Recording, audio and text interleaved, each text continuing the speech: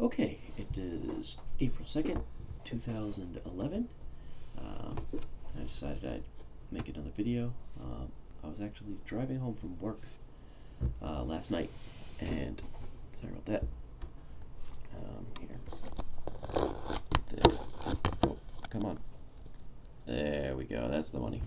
So, I was driving home from work last night, and the radio guy, pundit, was talking about the Libya crisis. Well, I suppose crisis is not really the right word for it, but the situation going on with Libya, our involvement in Libya. And a guy called in, and he made a comment, and I'm going to paraphrase and butcher his comment, but basically it was the gist of, we should totally get out of there right now, and they can all just slaughter each other for all he cares. And you know, when I heard this, I was taken aback. It really threw me for a loop. I mean, I just the idea of it all was very distasteful to me, to say the least. And I took a second and I thought to myself, well, why? I mean, he's just I actually shut off the radio. I'm like, he's just a radio guy. Why did that comment, you know, what is the opposite of tickling your fancy? Why did that comment strike such a chord? Why did it rile? Rile isn't the right word for it, but I found it distasteful in the extreme, and I started thinking about why, and excuse me, and that got me thinking of the idea of perspectives. Depending on how we look at things, we come to different conclusions. I'll start out with a very simple example, and then I'll step up from there. Buying a car.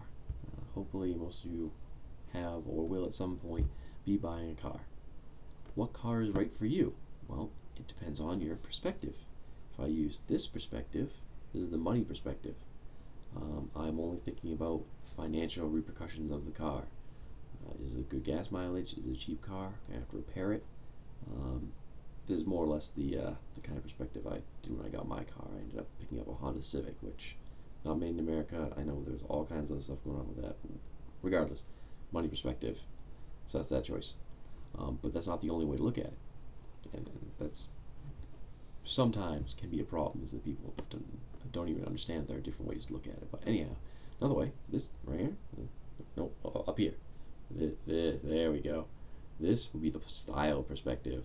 Yeah, look at it this way. You know, you're gonna be in this car for flipping 2 hours a day. You know, you want it to be fun. Maybe get a sweet sports car. Freaking rev that engine, take it on the highway, go 150 miles per hour, whatever. You should enjoy it, right? Spending a lot of cash on it. You're spending a lot of time in it. You know, maybe attract some ladies, whatever, or some fellas. Regardless. So yeah, perspective. Depending on what perspective employed, the right answer, you know, the right car to buy, the right thing to do, the proper course of action is different. And this can be applied to Libya too. And I kind of do it in a historical sense. If we take a step back to back in the day, you know, when societies weren't quite as developed as we were, the idea that one country would go all up on invading another country to help with a civil war was crazy. I mean, first off, it wouldn't even be considered help. Okay, I mean, because what Mr. I use that term loosely. Well, Mr. Gaddafi, I use the term Mr. loosely. You know, in slaughtering his people, he probably doesn't think of it in that manner. He's probably saying, you know, I'm executing terrorists, not treasonous individuals, traitors. That's what I'm looking for. He's killing traitors. You know, the reason he is killing these people is for the good of Libya. He is protecting his country. He's doing what he has to do to make Libya a safe place. I obviously don't believe that, but I mean that's probably an argument he would make. You know, these people had to die to protect the greater good, to protect the country, whatever. And who is the United States or the European Union or whatever to intervene in Libya's affairs? You know, to go in and as far as he's concerned, they're probably just, you know, outside invaders invading Libya, using this as a free pretense to invade Libya. And if you look at it from that perspective, from his perspective, probably doesn't seem like such a good idea to go helping out the rebels. I mean, the fact they're called rebels is a start. But anyhow, and if you look at it from a historical perspective, 300-400 years ago, probably further back than that, the idea, no one would think about that. And like, what? No, you don't go invading other countries for a reason like that. I mean, if you're gonna call it a war, whatever, go invade them. But you're not freeing anybody. That's freaking ludicrous. But today is a much different story, and I can't help but smile about it. I really do. Today we have hopefully gotten to a point where at least a good portion of us are now starting to have this kind of empathy with our fellow man, and not just the man down the street, not just man in another part of the country, but just anybody. And as long as they're human, we can empathize with them, and I think that is freaking fantastic.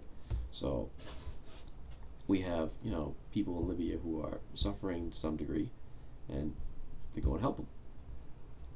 And that's one way of looking at it. And as I said, there are many others. But getting back to the caller who disturbed me so, I think the reason I was so disturbed by him was because what kind of perspective would he have to employ in order to make a comment like that? In order to, hold the opinion that, meh, it doesn't matter. Let them kill each other. It's cool. It's whatever.